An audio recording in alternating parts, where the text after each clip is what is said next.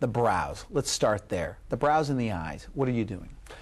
I have different feelings, again, in this contrarian view about brows than a lot of plastic surgeons do. There's a lot of people walking around with very scared expressions with their eyebrows halfway up their forehead that don't look natural. They don't look like they used to look. They don't look youthful. They just look odd.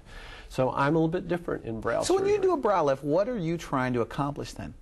Brow surgery for me, is to lift the brows. And you only lift the brows if they are so low, in my opinion, that they look overtired and you can't fix it by fixing the upper eyes, or if they look angry, if the person has a specific position of the eyebrow that makes them look mean or angry, that's something that I'll fix. Okay, are there people that come in and they say, Dr. Koplin, I want a brow lift, but all they need possibly is something else done? A lot of times they come in and they need a little Botox. That's all they need. If they come in with wrinkles in their brow, you don't have to do an operation to deal with wrinkles. It's so much easier and so much quicker and so much less expensive to just address it with Botox. So who is a candidate then for the brow lift? The candidate for the brow lift to me is a woman who has fairly deep lines in the forehead and in between the eyes and who has very low, almost angry brows that have this expression face to them and this angle to them that looks scowling. Okay. If their brow is in a pretty good position, I'll just do their eyes. I say, let's do your eyes first, let's see how they look, and if you're happy, you're done. The more you change, the more different you look. So artistically, what are you trying to achieve when you do the brows? I want them to look like they looked when they were younger. Not too high. I want them to look happier, right? And also, a lot of techniques of brow surgery doesn't have the finesse of truly addressing the shape of the brow. In other words, does the whole brow go up? Does just the outside of the brow go up? Does just the inside of the brow go up? There's a lot of detail to expression of when we look at someone's brow. Is it a happy, sad, angry brow that we can modify properly by the correct surgery? The eyes. What are you doing for the eyes? A lot of new things in the eyes, particularly in the lower eyelids. There's, in life, always an easy way and a hard way. Okay. Also a fast way and a more complicated way. Same thing now in lower eyelid surgery. I don't want to get too extremely technical about it. We're talking about bags under the eyes. Bags under the eyes. Upper eyelids are usually extra skin. Lower eyelids are usually puffiness and tiredness and dark circles under the eyes, what I call mountains and valleys, hills and low spots. Okay. And what we've traditionally done, and I do still sometimes in younger people, is to take out the puffiness of the lower eyelid. It's very, very, very easy operation. It's been well written up, well publicized, and very popular. Simply going in, actually from inside the eye, no outside cut, no scars, simple recovery, just taking out a little bit of the puffiness. I like the technique, but what it does in an older person is skeletonize the lower eyelid, meaning you see more of the cheekbone and the actual edge of the bone. You start to create a hollowness to the lower eyelid. And yes, the puffiness is gone, but no, the person does not look younger. And I see that skeletal look that quite a bit. That's another dead giveaway. So how do you avoid that? It's something that you can see across the room. If the person misses it in the diagnosis, the surgeon will do the wrong thing and deform the person. What I'm doing now, which is very exciting, very interesting, and very innovative, but it's technically difficult for the surgeon to do, is to take the fat and rather than remove it, to move it. In other words, instead of taking it out from here, we can actually slide it and place drape it? Think of a hill and a hole, and a mountain and a valley next to it. I've got a shovel, and I'm going to take the dirt off the mountain, and I'm going to put it in the valley. Okay. And the hole is filled. The hill comes down so that they're going to be more equal in level.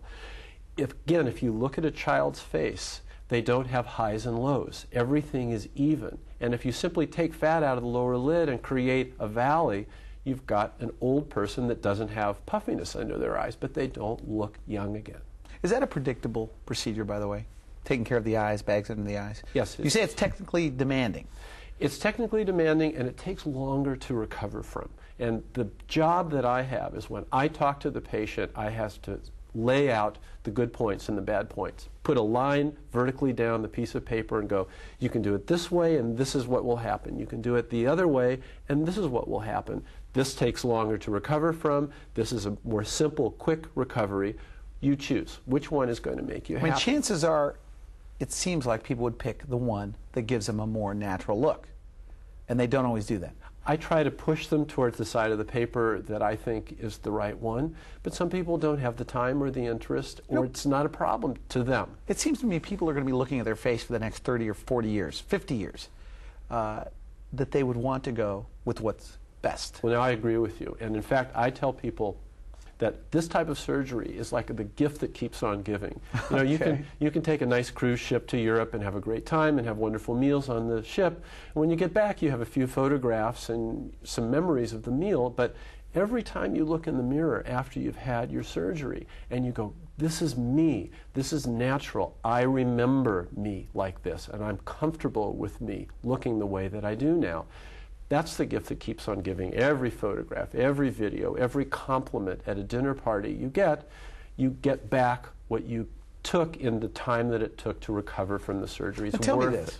You told me on the phone, and this stuck out, and that is that good facial plastic surgery, even their friends may not notice. They look refreshed. I don't want their friends younger. to notice. Really? I want their friends to compliment them. Hey, you look great after that trip. You look rested. You lost weight. Your hair is different. You're in love. What is it? But do you hear that, though? All the time. That their friends don't know that they had it done. If they don't tell the person will compliment them. But we're not terribly knowledgeable about looking at someone and knowing exactly what's wrong. You can walk into a room or a restaurant and you go, they remodeled this restaurant. It's different. I don't know exactly what they did, but it's changed. That's how it should be with the face. They should see their friend. They go, boy, they really look great. I don't know what it is, but that color looks great on them. I don't want them to say, great facelift.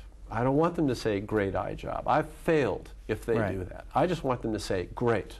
Okay, great. Let's talk then about the full facelift. What defines a full facelift?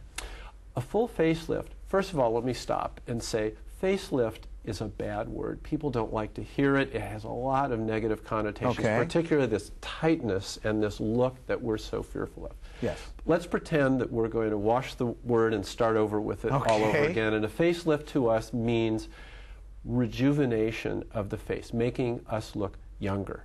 And it's, to me, a process that involves cheekbones to collarbones. It's the whole area. Why? When we age, the first thing that usually happens is jowling and a little bit of looseness in the skin in the neck. If you fix the neck, you can't leave the jowling and the jawline loose. You have to fix it. I tell people it's like putting on a pair of pants. You can't just put on one leg and hop around. You're going to fall. Okay. You have to either do it or not do it. And the unit anatomically that falls, skin, fat, muscle, is everything from basically the cheekbone down to So the neck is always addressed then. I'm picking up on that maybe you're implying that some surgeons are just doing a neck lift and letting those jowls stay the way they are. Is that right? People will come in and say, I want a mini neck lift. I just want you to tighten the skin a little bit behind my ear, and that's all I want. I tell them, I can do it. You'll have a great result in your neck, but you're not going to look good. I don't want to do it. I'm not going to create that look because someone's going to say, you look odd. What's going on with your neck or your jawline?